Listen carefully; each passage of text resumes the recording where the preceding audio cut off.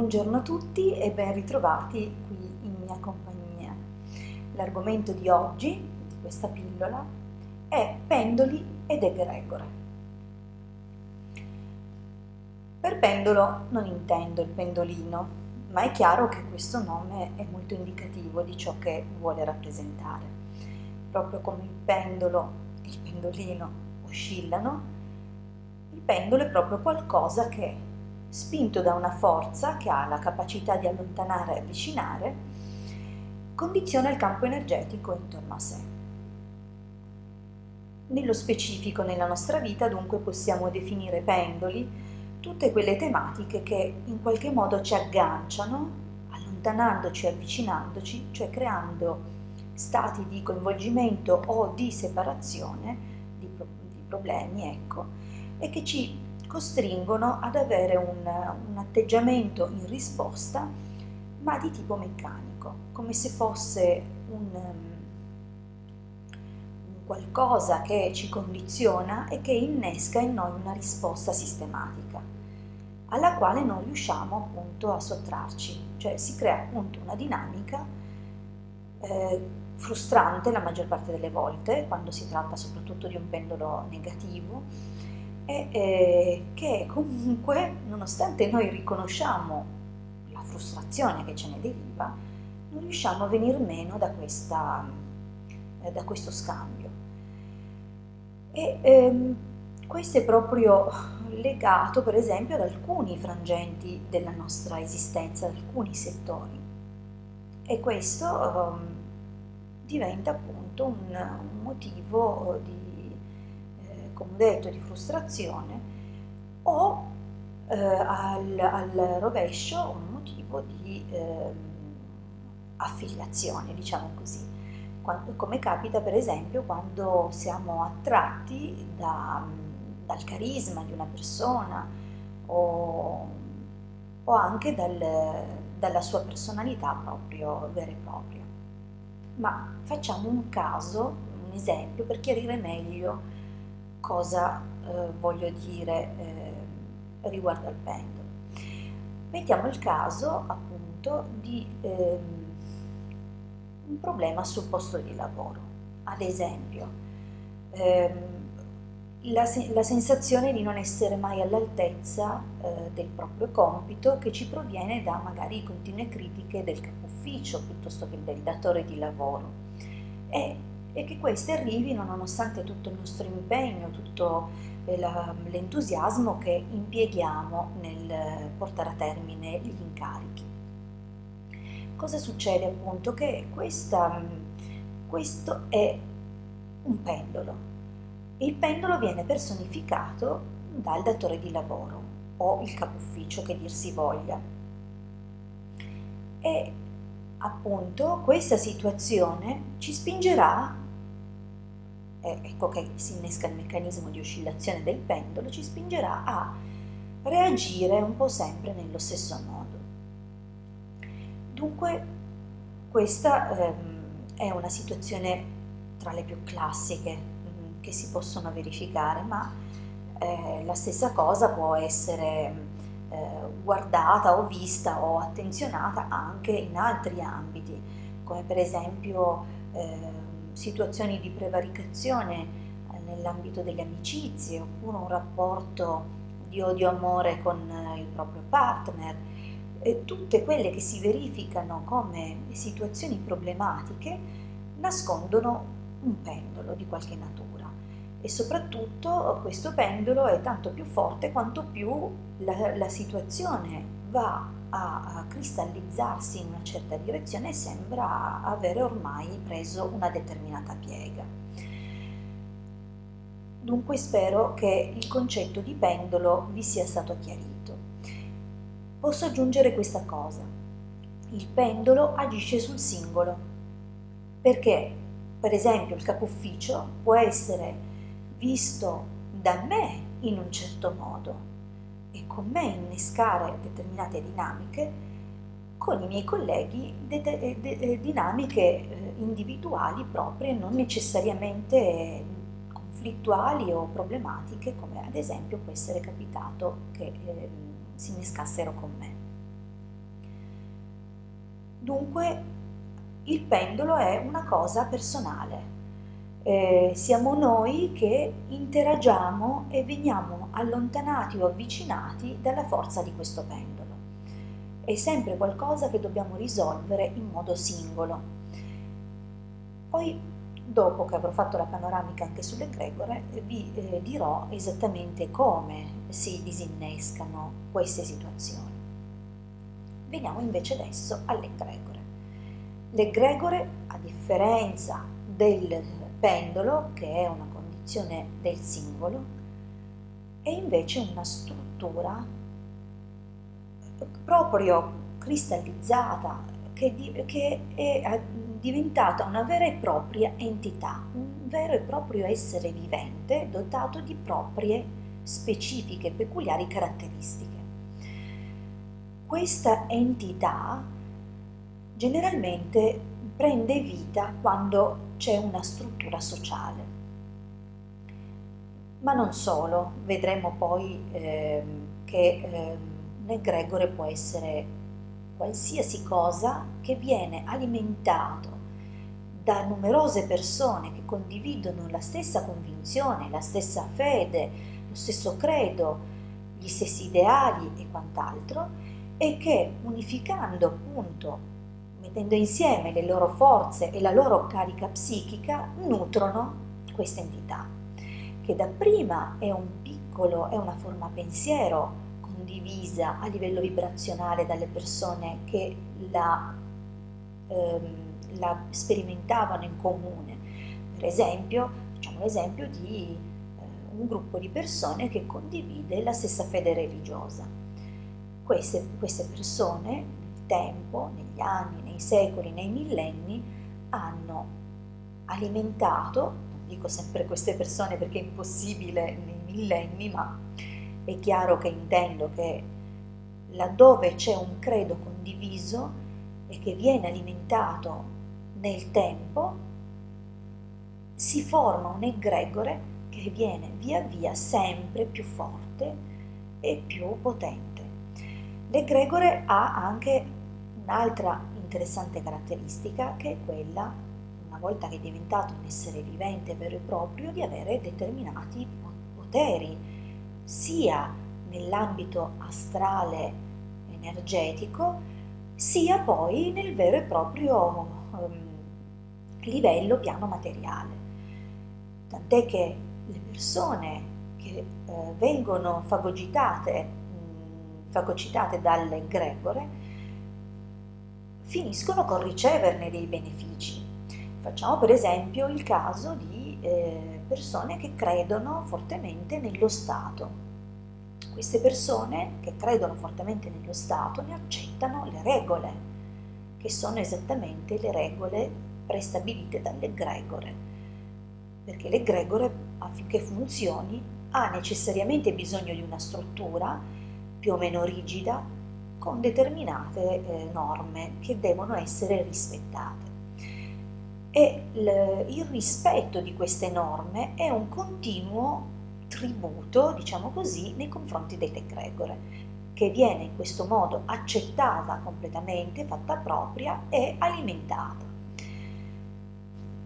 Queste persone che l'alimentano magari investono la loro vita nello Stato, diciamo che è questo l'esempio che stiamo portando avanti in questo momento, e dunque ne traggono dei benefici, chi magari con un posto di lavoro, chi con un ruolo di prestigio di altro tipo. Ad ogni modo, ognuno dei membri dell'egregore, diciamo che è sottile, non si è mai dei membri di un egregore, ma si è membri di un qualcosa che si condivide e che fa appello e diventa il corpo vivente dell'egregore. Dunque, questi membri traggono dei piccoli vantaggi personali, che possono essere anche la motivazione della loro vita. Ma se per qualche ragione uno di questi membri dovesse cambiare stato vibratorio e dunque non corrispondere più allo stato vibratorio dell'egregore, perché possibilmente ha raggiunto una nuova intuizione nella sua vita o un nuovo credo, oppure un nuovo scopo e lo ha maturato dentro di sé, ecco che verrà via dai legacci, diciamo così, energetici che si formano con l'egregore precedente. E quando l'egregore si accorge che uno dei suoi membri gli viene meno,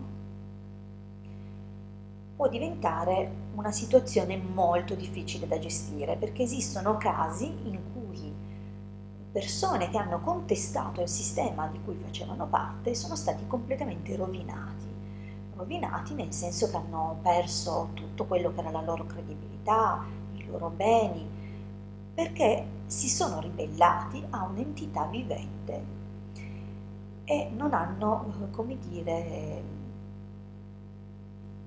tamponato con dei sistemi, diciamo così, per evitare appunto il ritorcersi contro di questa precedente adesione. Ora vediamo, abbiamo già valutato dunque la grande differenza che c'è fra pendoli e egregore e abbiamo capito che uno agisce sull'individuo, l'altro sì sull'individuo, ma è alimentato dalla moltitudine. Dunque saranno diversi i modi di agire e in particolare è impossibile distruggere uno o l'altro. Cioè partiamo dal presupposto che non possiamo distruggere un egregore, non possiamo nemmeno distruggere un pendolo, possiamo disinnescarli e possiamo farlo però in modi diversi, perché per esempio il pendolo, ed è questo che vi ho detto appunto avremmo analizzato, un pendolo per essere disinnescato va affrontato. Cioè il caso di quello che alla lunga in questo gioco di forze dell'oscillazione del pendolo, ritorno al nostro esempio, io in contrasto col datore di lavoro, se non affronto il pendolo, la cosa matematica che capiterà è che io mi cerchi un altro lavoro, ma questo non ha disinnescato il pendolo, lo ha soltanto tacitato momentaneamente fino a quando una nuova persona personificherà il pendolo, perché è esattamente questo che capita. Dunque il pendolo va affrontato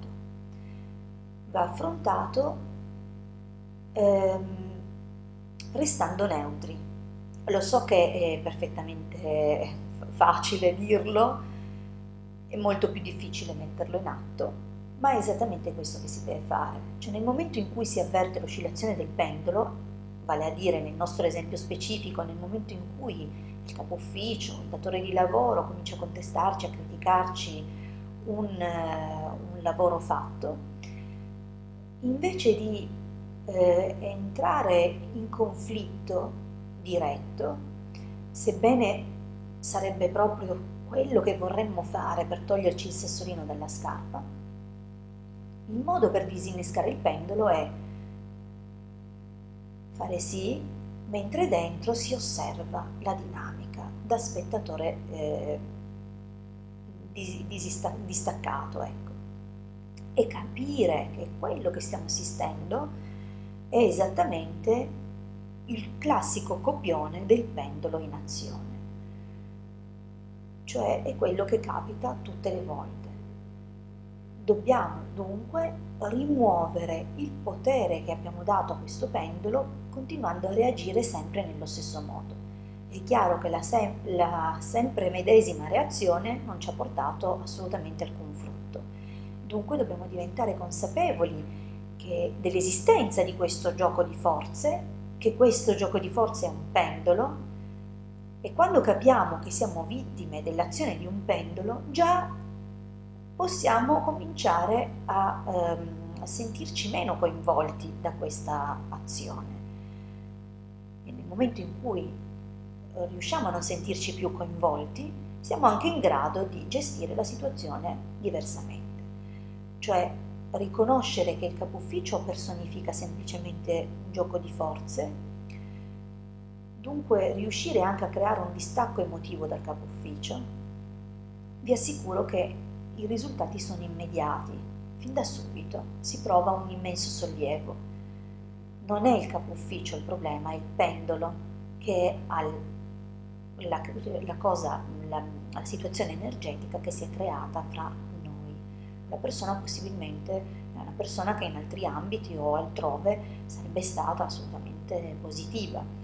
Dunque dobbiamo capire questo, fare un grande lavoro interiore di distacco e lasciare che il pendolo esaurisca la sua oscillazione.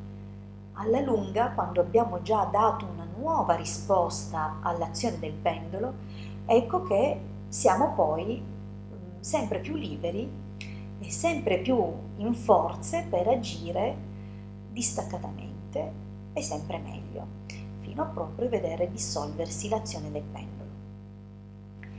L'egregora invece, come dicevo, non può essere né distrutta né scardinata, perché nei secoli, negli anni, nel tempo troverà sempre chi aderirà all'ideale dell'egregore, ma il singolo può agire sul proprio stato vibratorio. Facciamo anche un altro esempio. Ci sono ci sono egregori assolutamente positivi. Ad esempio chi decide di cambiare la propria alimentazione, il proprio stile di vita e aderisce a un tipo di alimentazione piuttosto che un altro. È chiaro che la forza dell'egregore inizialmente gli darà un sacco di vantaggi, che sono oggettivi, che sono assolutamente oggettivi e fuori discussione. Allora, come si esce però nel momento in cui ci si rende conto invece di essere finiti all'interno di un egregore che non ci corrisponde più, che non ci rappresenta più e nel quale non crediamo più? Bisogna un pochettino mantenersi, volare bassi, perché queste strutture non amano essere contestate, anzi, chi fa denuncia pubblica fa sicuramente un grandissimo lavoro per aprire la strada ad altre persone alla consapevolezza e al cambiamento, possibilmente una situazione migliore della precedente. Si accolla però un grandissimo rischio che è proprio quello di mettersi contro l'egregore. Hanno tutta la mia ammirazione, ma non si può scardinare un egregore in questo modo. L'unico modo per scardinare un egregore è trasmettere consapevolezza alle persone, strumenti alle persone per ragionare a livello della propria individualità, facendo proprio un lavoro anche qua interiore, personale, che modifica lo stato vibratorio. A questo punto questa persona con una nuova consapevolezza viene automaticamente attratta verso nuovi egregore. Purtroppo va detto che è difficile non essere coinvolti in egregore di sorta. Comunque, a ben pensarci, siamo tutti partecipi di una qualche egregore, ma è chiaro che sono passaggi come una scaletta, no? Una scala in ascesa, dove alla lunga, egregore dopo egregore, comunque noi ci eleviamo fino a quando saremo così forti da riuscire a non avere più egregore a cui aggrapparci ed essere al di sopra. Vi ho comunque chiarito appunto cosa sono pendolo ed egregore.